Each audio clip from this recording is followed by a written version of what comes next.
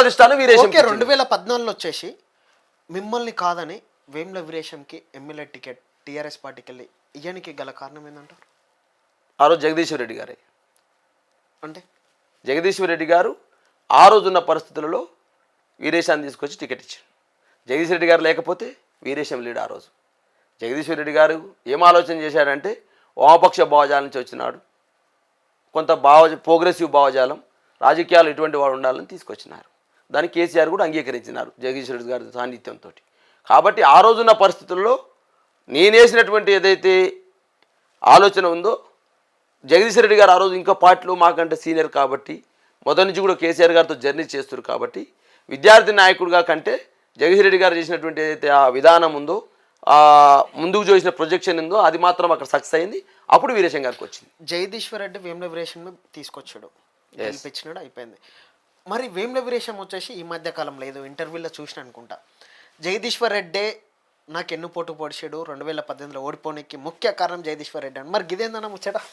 ఇప్పుడు రాజకీయాల్లో పరిస్థితులను బట్టి మన యొక్క మాటలు మారుతూ ఉంటాయి. 100కు ఎవరన్నా అవునన్నా కాదన్నా 100కు 100%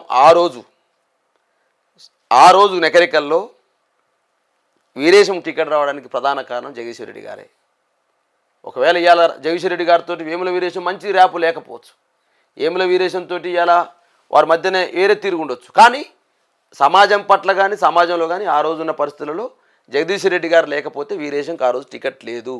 వీరేశానికి లైఫ్ లైన్ జగదీశ్వర్ రెడ్డి గారే. ఆ విషయంలో తేడా లేదు.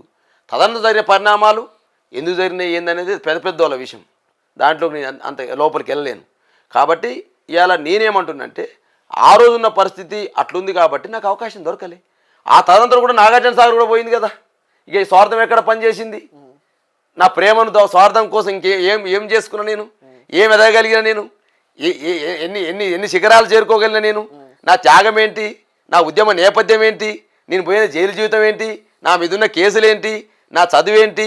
నా ప్రోగ్రెసివ్ భావజాలం ఏంటి? నా భార్య ఆర్థిక పరిస్థితి ఏంటి? నా భార్య చదివేంటి? నేను వచ్చిన నేపథ్యం ఏంటి? నేను చేరుకున్న శిఖరం ఏంటి అంటున్నా నేను.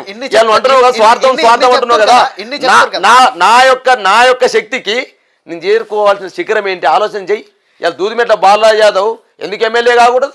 దూదిమెట్ల బాలరాజు ఎమ్మెల్యే కాకూడదా? దూదిమెట్ల బాలరాజు ఎంపీ కాకూడదా?